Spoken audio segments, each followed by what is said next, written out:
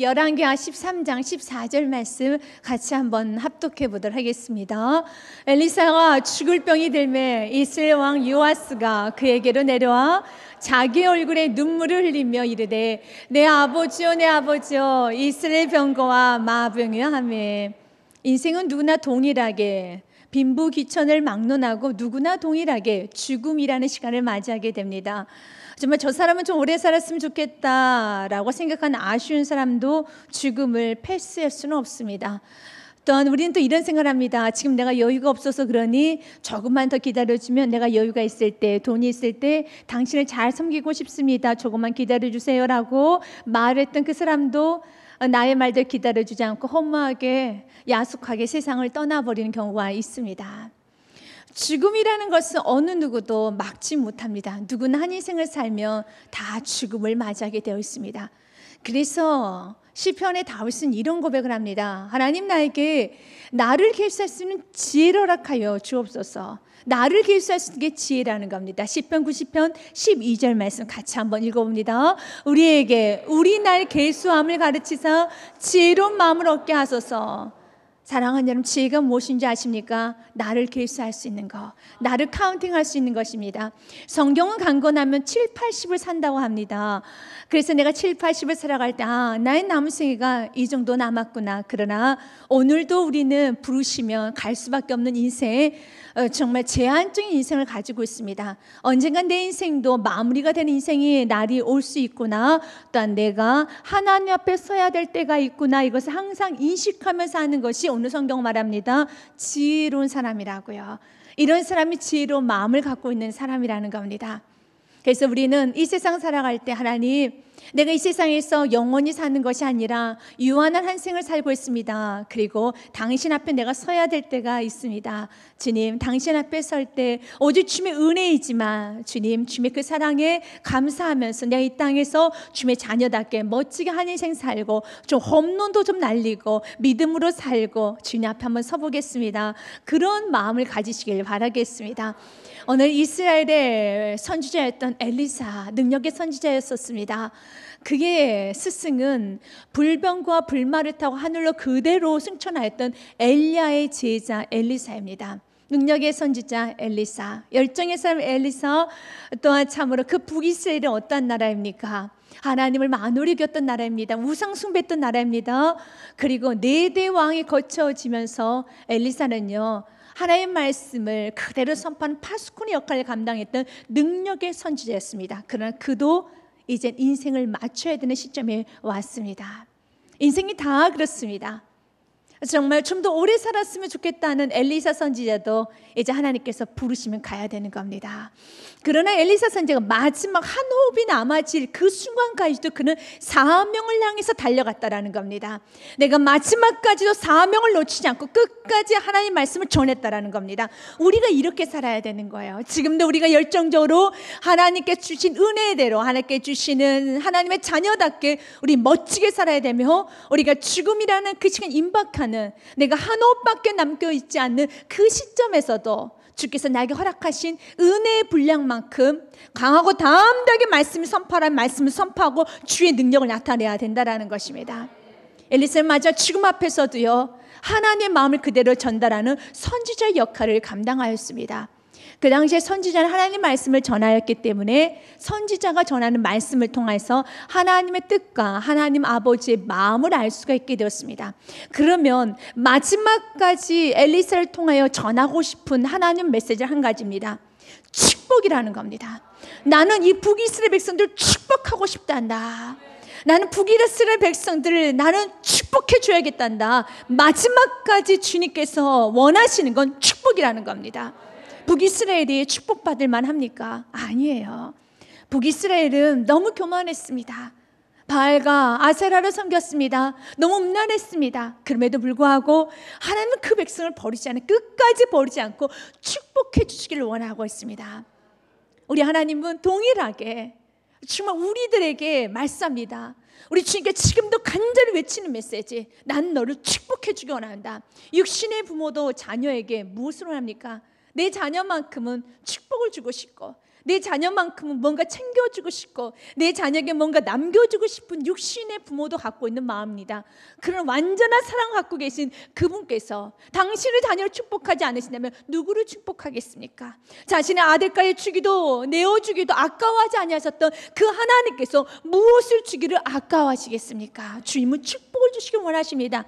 히브리서 말씀에 보면 주님께서 얼마나 축복을 주시길 원하시는지 말씀에 그대로 표현이 되어 있습니다. 같이 한번 읽어보도록 하겠습니다. 히브리서 6장 14절입니다. 이르시되 내가 반드시 너에게 복주고 복주며 너희를 번성케 하고 번성하게 하리라 하셨더니, 아멘. 반드시 복을 주고 복주며 번성하게 하고 번성하게 하리라. 주님은 그냥 복을 주는 게 아니라 복주고 복주며 번성하고 번성하게 하며, 우리 지금 너무 우리가 복받기를 원해요. 우리가 확장되기를 원합니다. 여러분들이 원하는 것보다 훨씬 더 지금 간절하게 확장되기를, 여러분 복받고 살기를, 여러분들이 참으로 넓은 지경을 가지고 여러분 마음껏 섬기며 살기를 주님은 간절히 원하고 있습니다.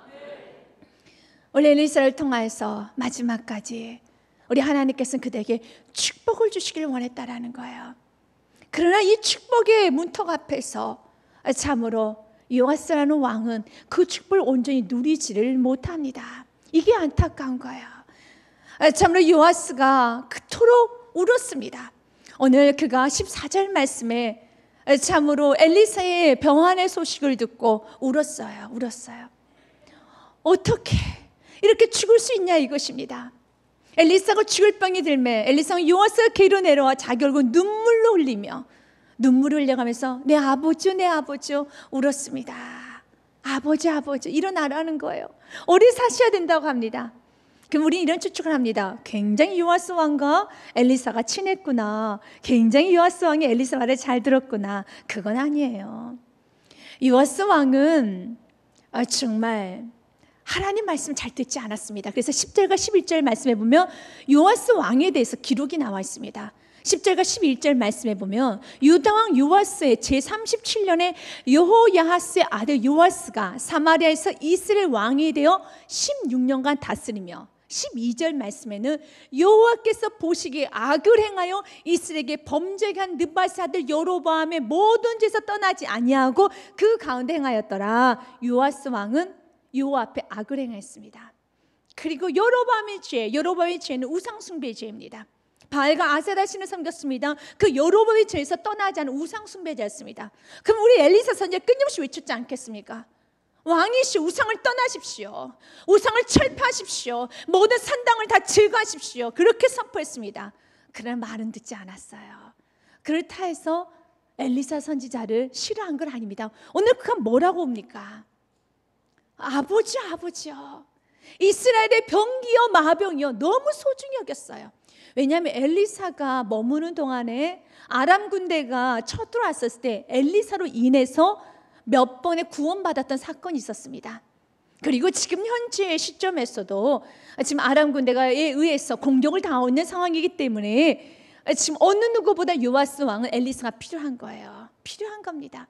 그는 간절하게 엘리사를 믿었어요. 엘리사의 능력도 믿었습니다.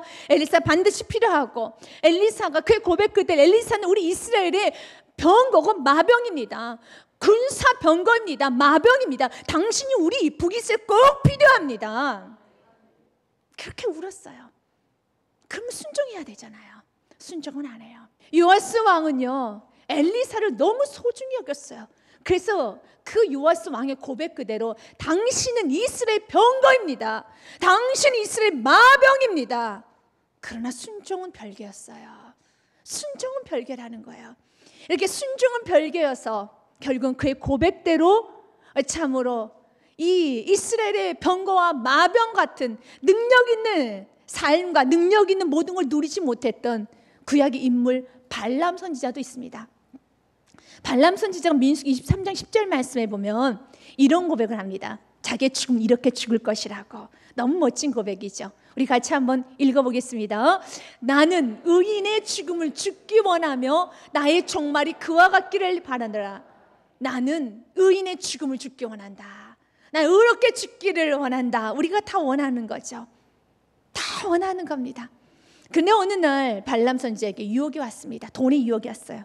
그 당시에 이스라엘이라는 나라 하나님께서 붙으셨기 때문에 이스라엘이 가는 곳마다 아모리 족속들을 완전히 대피합니다. 이 소식을 참 모압 왕이었던 발락 왕이 듣게 되었습니다. 두려웠습니다. 무서웠습니다. 그래서 그 당시에 가장 유명하다는 발람 선지자를 불러서 이스라엘에서는 저주하라는 거야. 내가 금과 은과 모든 걸 다 줄 테니 저주하라는 겁니다.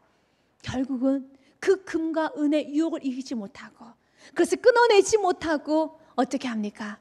참으로 발락 왕의 말 그대로 이스라엘 백성들 편에 쓰는 것이 아니라 발락 왕의 편에 서서 하나님 반대편에 서서 그 일을 합니다. 결국 그의 죽음은 오늘 그 고백한 대로 의인의 죽음을 죽기 원하지만 의인의 죽음을 죽은 것이 아니라 하나님부터 심판받습니다. 이게 바로 구약의 역사입니다. 우린 누구나 원해요. 엘리사 선지자가 이스라엘의 마병이고 병건한 거를 다 알고 있습니다. 하나님 우리 집의 구원자고 정말 이 사업적인 능력은 하나님이시라는 걸 다 압니다. 그러나 불순종을 해요. 그렇지만 주님은 오늘도 결단하고 주님 도와주세요. 주님 살려주세요. 그럼 우리 집은요 오늘 또 축복을 주세요. 오늘 또 기회를 주십니다. 근데 그 기회를 잡고 싶습니까? 그러면 여러분이 불순종을 끊어내야 되는 거예요. 난 연약해서, 나는 어쩔 수가 없어서. 아닙니다.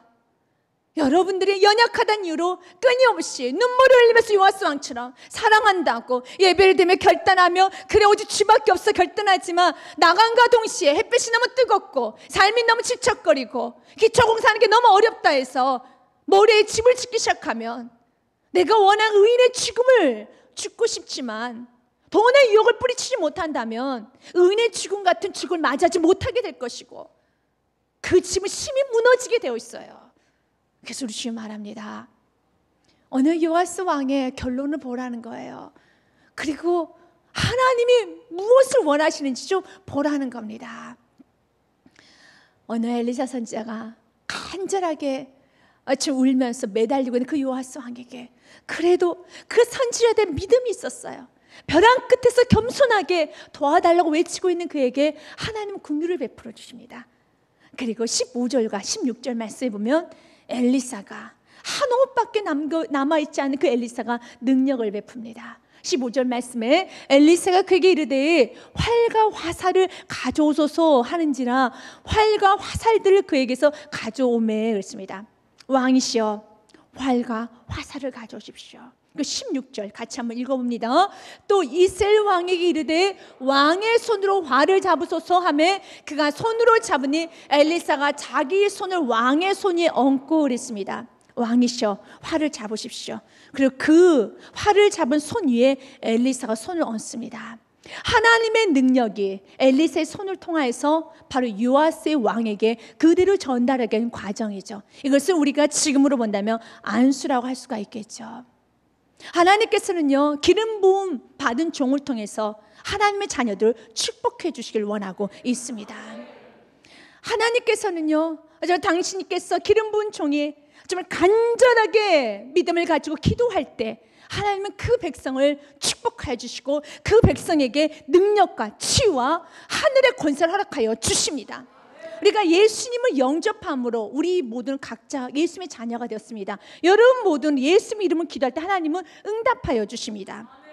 그러나 여러분들이 간과하지 말아야 될 것은 하나님께 기름 부음 받은 목회자의 기도를 안수의 기도를 가볍게 생각해서는 안 되는 것입니다. 사도행전 8장에 보면은 예루살렘 안에 아주 심각한 핍박이 있었습니다. 그래서 그들은 흩어져서 전도할 수밖에 없었어요.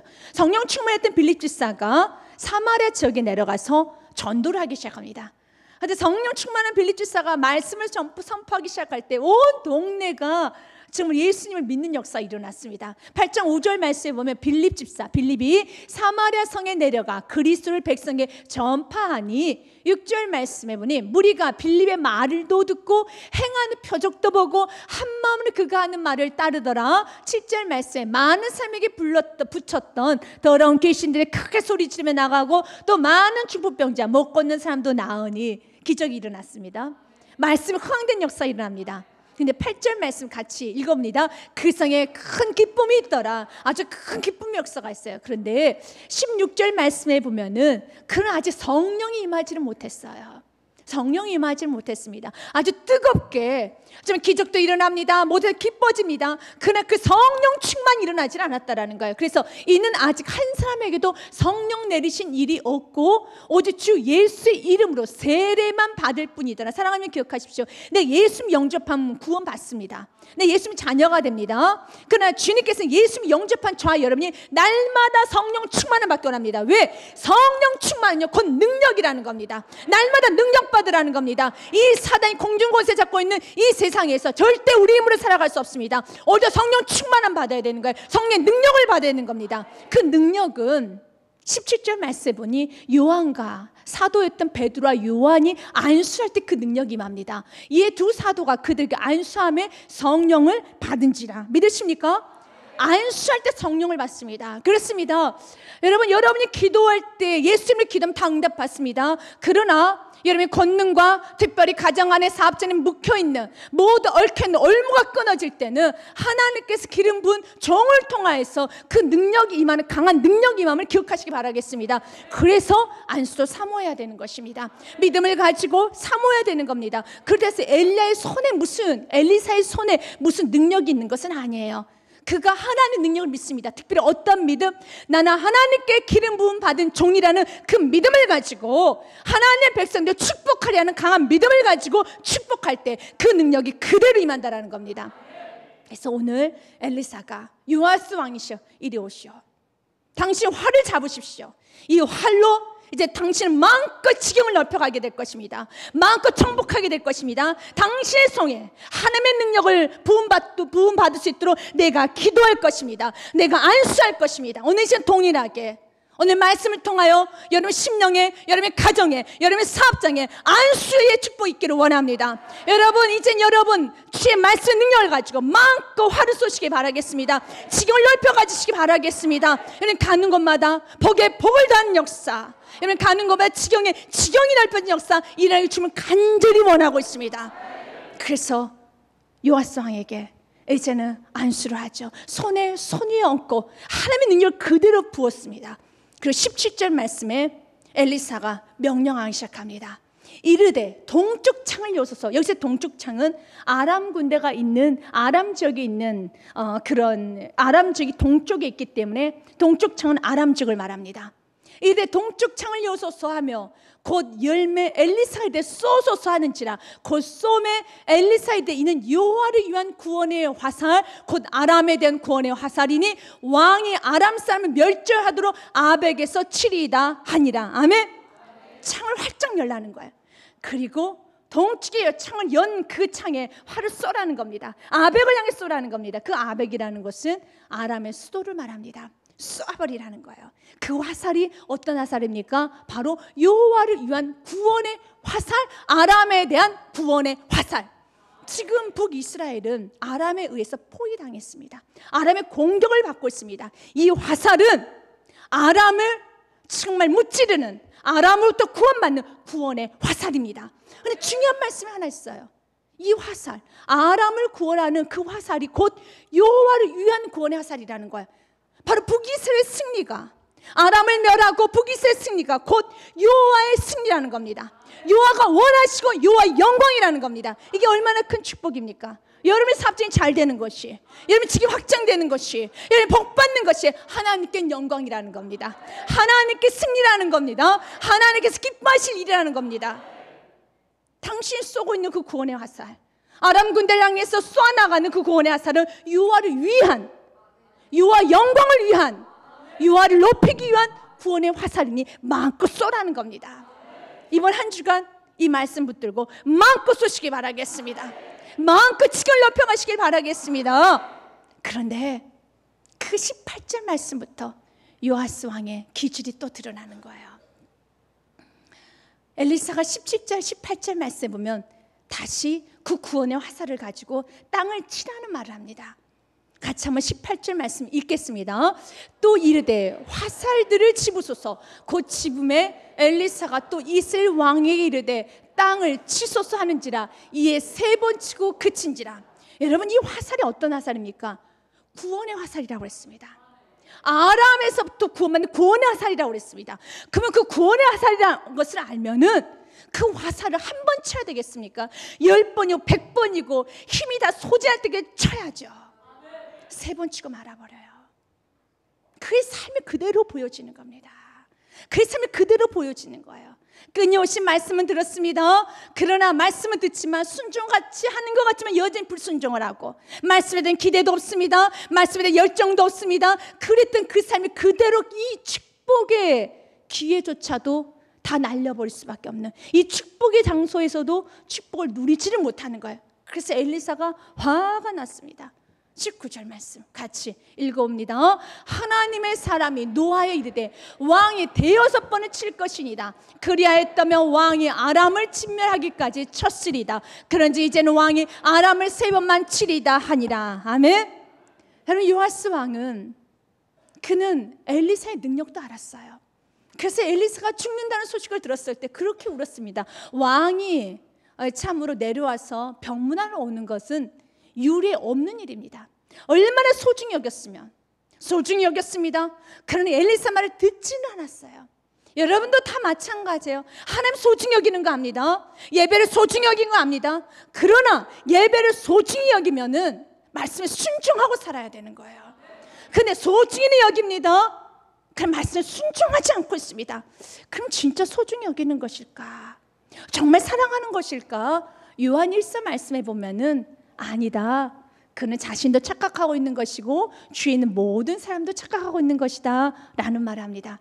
요한일서 2장 5절 말씀 같이 읽습니다. 누구든지 그의 말씀을 지키는 자는 하나님의 사랑이 참으로 그 속에 온전하게 되었나니 이로써 우리가 그의 안에 있는 줄을 아노라. 아멘. 하나님의 말씀을 지키면 여러분, 하나님의 사랑이 그의 안에 있는 줄 아노라. 말씀을 지키지 않냐면 너는 지금 착각하고 있는 거야. 하나님을 사랑하지 않아.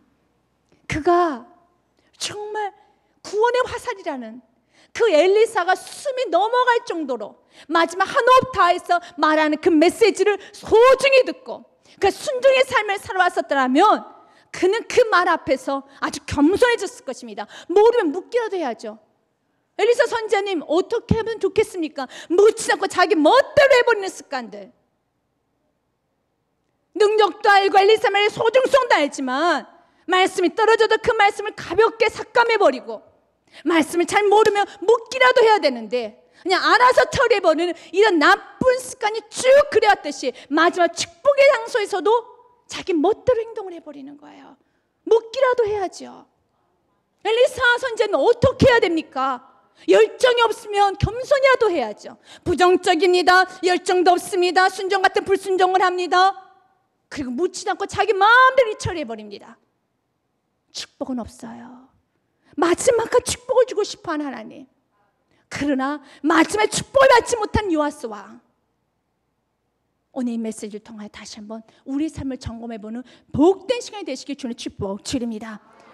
주님께서는요 우리에게 원하는 거 참으로 이 화살을 많이 친다 하여서 숫자가 중요한 건 아니에요. 기도도 마찬가지입니다. 우리 기도를 마냥 기도 횟수가 중요한 건 아닙니다. 그러나 믿음이 있는 사람은, 간절한 사람은요, 예수밖에 답이 없는 사람은 이게 구원의 화살이라는 것을 확실한 믿음이 있다면 그 구원의 화살을 바들바들 떨면서 꽉 붙들었을 겁니다. 그리고 꽉 붙들고요 그 구원의 화살을 내리쳤었을 것입니다. 어떻게 하냐 물었을 것입니다. 기도 횟수, 기도 양 중요하지 않습니다. 맞습니다. 주님께서 응답하시면 됩니다. 그러나 왜 우리가 기도를 합니까? 주님밖에 답이 없기 때문에. 여러분들 왜 기도하지 않습니까? 여러분 시간이 바빠서요? 시간이 바빠서 기도하지 않는다는 것은 여러분 기도하는데 예수가 답이 아니기 때문에 기도하지 않는 거예요. 시간이 아무리 바빠도 난 예수가 답인 사람은요 기도하게 되어 있고, 시간이 아무리 없어도 예수가 답인 사람은요 말씀 듣게 되어 있고 예배 드리게 되어 있습니다. 겉으로는 예수가 답이라고 울며 요한성처럼 그렇게 선포하고 다닙니다. 내 아버지여 내 아버지여 이스라엘 병거여 마병이여. 그러나 그는 믿음이 없습니다. 그는 겸손하지 못합니다. 결국 그는 그 축복의 현장에서도 미끄러져 나가버립니다. 이 부분에 대해서 아더 핑크라는 신학자가 이런 부분을 좀 기록해 놨습니다. 지금 현대인들이 마치 요아스 왕과 같다라는 겁니다. 지금 타락한 세대일수록 그리스도인들이 하나님을 향해 기대하지 않는다. 무엇을 얻으려고도 하지도 않으며 그것을 위해 믿음을 보이지도 않는다. 그래서 현실에서 아무것도 얻지 못하고 스스로 만족하며 살아간다. 참으로 그 요아스 왕의 불성실, 요아스 왕의 기대 없는 삶, 요아스 왕의 그 신중하지 못한 행동, 어떤 것도 하지 않으려고 하는 그 게으름, 그러면 축복은 없습니다. 사랑하는 여러분, 요아스 왕처럼 지금 울 수밖에 없는 상황입니까? 삶에 다 막혔습니까? 여러분이 은혜로 정말 하나님만이 나의 사업장의 구원자, 나의 가정의 구원자라는 고백을 하셨습니까? 그러면 그분을 붙드십시오. 그분을 소중히 여기십시오. 그분께 간절히 기도하십시오. 그래서 겸손히 물으십시오. 내가 어떻게 하기 원합니까? 시간이 바쁘다는 이유로 기도를 등한시한다는 것은 여러분 또 다른 여러분 답이 있기 때문이에요. 예수님 없어도 얼마나 살아갈 수 있다는 증거이기 때문에. 그러나 여러분 깨달으셔야 될 게 한 가지가 있습니다. 예수님 외에는 답이 없습니다. 잘 모르셔서 그렇지 여러분 예수님 외에는 어떤 것도 여러분 도와줄 분이 없습니다. 오직 예수님만이 답입니다. 예수님 인생 구원자이십니다. 예수님만이 우리의 모든 생과 사와 화와 복의 주관자이십니다.